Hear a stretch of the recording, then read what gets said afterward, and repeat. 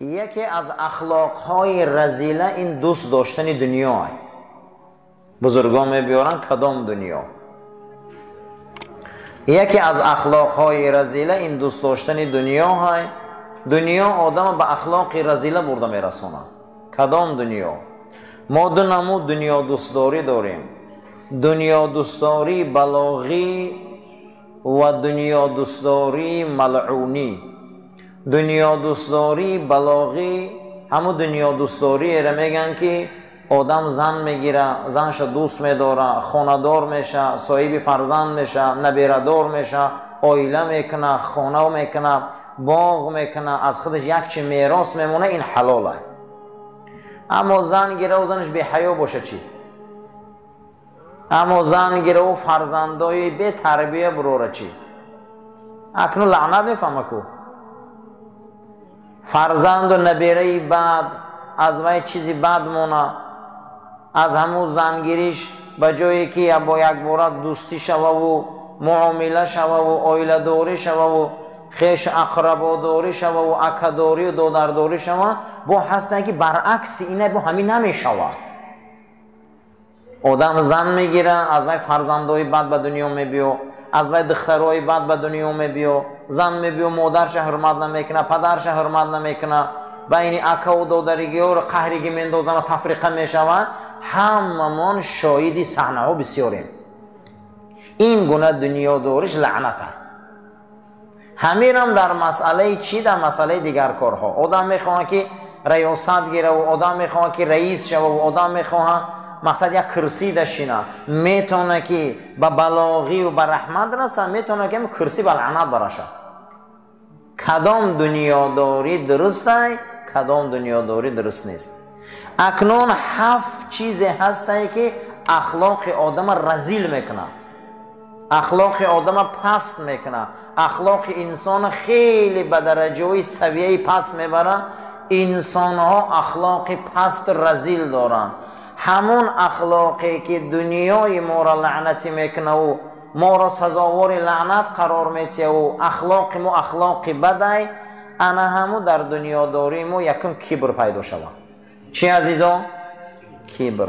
اولین گناهی که خدا عبادت نشد کدام گناه بود؟ ای جانب ابلیس شد، کبر بود. اولین جنایتی که در حق خدا اجرا شد، خدا پرستش نشد، ای جانب اولین مخلوق ابلیس، نام همین جنایت چی بود؟ کبر. انا همین روز دنیا را به معنیگیش، منمنی ها، بلند روی ها، پست زنی ها، فخر فروشی ها، من بینن، من فهمن، تو کیی، این دارم، وی دارم، محبس کردن ها، سر کردن ها، همش عزیزا این کبره. اولین جنایتی که خدا عبادت نشد، ای کبر سر زد. همه انمی دنیا از کبره. لیکن ابلیس همی گناهش چی گرفت؟ چی گرفت؟ لعنت. تکبر عزازیل را خار کرد. تکبر عزازیل را خار کرد، به دام لعنت گرفتار کرد. اولین گناه و جنایتی که سر زد خدا عبادت نشد، نامش چی بوده عزیزان؟ کبر. تکبر که دوست می‌دارم، کبر که دوست می‌دارم. اولین کلمه‌ای که در کبر پیدا می‌شود این انانیت است. چه عزیزان؟ انانیت. شیطان گفت که انا خیر منه، من از آدم بهترم. اولین کلمه‌ای که کبر در آدم نزدیک می آورده میگه که من. چی بوده؟ من.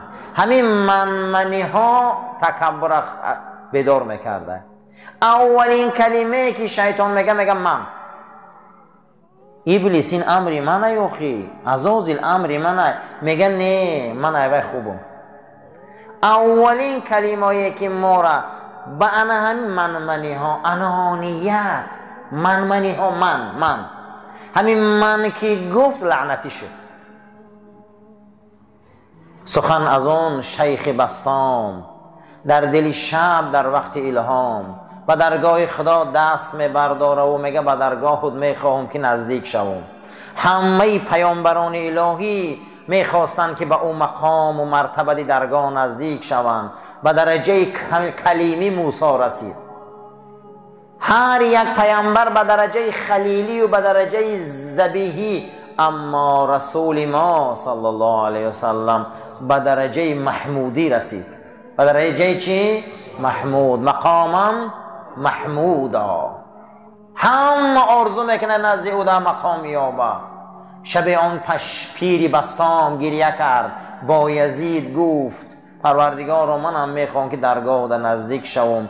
در گفتم، گفت کیستی؟ گفتم من. گفت جای من گواه نیستی، جا خطا کردی. شب دوم گریه کردم، گفتم کیستی؟ میگه ندا آمد. گفت ما. گفت جای ما گواه نیستی، جا خطا کردگی. شب سیم گریه کردم، پروردگارا. گفت کیستی؟ گفتم فقط توی. گفت ها، نو ایمانت کامل شده. عزیزا فقط همو های مسلمانی هم همین های. خشا به حالی آدمه که این عقیده را داشته باشه. گوه که همش توی. تکبر عزازیل را خار کرد. کبر چیزی بده. یگانه چیزی که دنیا را برای ما لعنتی میکنه کبر بده. انمی کبر پیدا میشه، دنیای بیچاره هم گناه نداشته. یک دنیا از دنو گرفته به معنای ادنا. دنیا دنو به معنای چی بده؟ پستی. یک معنیش به معنای چی میومده؟ پستی. اگر اینمی عملات داده میشدی دنیا پست میشدی. یک نام دنیا به معنای چی بده؟ پستی. میگن که دنیا پرستا. این دنیا که در وفا کرده، من دنیا را سرزنش میکنه. دنیا را سرزنش نه، انا این خصلتا که دنیا سرزنش میشود. یک نام دنیا به معنای چی بوده؟ قرب، نزدیکی. چی نزدیکی؟ یعنی اندک بعد ما میگذاریم نزدیکی به دنیای آخرت، یا دنیای دیگه ما را منتظره. این در اون نزدیکه، با واسطه این ما اوجا میگذاره میریم. اولین چیزی که دنیای ما را رسوا میکنه، ما را اخلاق من رزیله میکنه، این چی بده؟ کبر. اولین جنایتی که خدا پرستش نشد از جانب مخلوقاتش این کبر بود. از منمنی، تکبری، منمنی در حق خدا از عزازیل اجرا نکرد. امروز چقدر همونجا یک کودک که گیرد دویم سیم خانه بریم را همون گیریم بریم خلال رساندسته. دویمین چیزی که عزیزا برای ما و شما ای دنیا ما رسوا میکنه و پست میکنه و ما اخلاقی رزیله پیدا میکنیم، نام او هست حرص. نام او چه عزیزا؟ حرص. چه گناه بود که آدم و حوا اجرا کردن از بیش بیرون شدن؟ چی بودو؟ حرص. چی بود؟ حرص. این چشمی تنگ دنیا دارا یا قناعت پر کند یا خاکی گور. حضرت آدم تمام نعمت بهیش در اختیار شد، با می بیایه همین درخت چقه می شود. آخه در برابر یک حرام چند حلاله. حضرت آدم چه بهیش بیرون میکنه؟ حرص. ما را فقط از بهیش بیرون چی میکرده؟ حرص. چی گرفت آدم؟ چی گرفت این حرص؟ هیچ. این دنیا را انا همین حریصی، این دنیا را انا همین بی‌معنیگی های حرص و تشنگی چی میکنه عزیزان؟ برای ما لعنتی میکنه. این همین حریص. بسیار حریصی چیزی بده. این دنیا را تنگ شدناش، جنگاش، امروز بدبینیاش، لعنتی شدنها، همه کارهای جنایتی که هیچی بعدی اوما نمیگیریم، این حرص های. نامش عزیزان؟ حرص.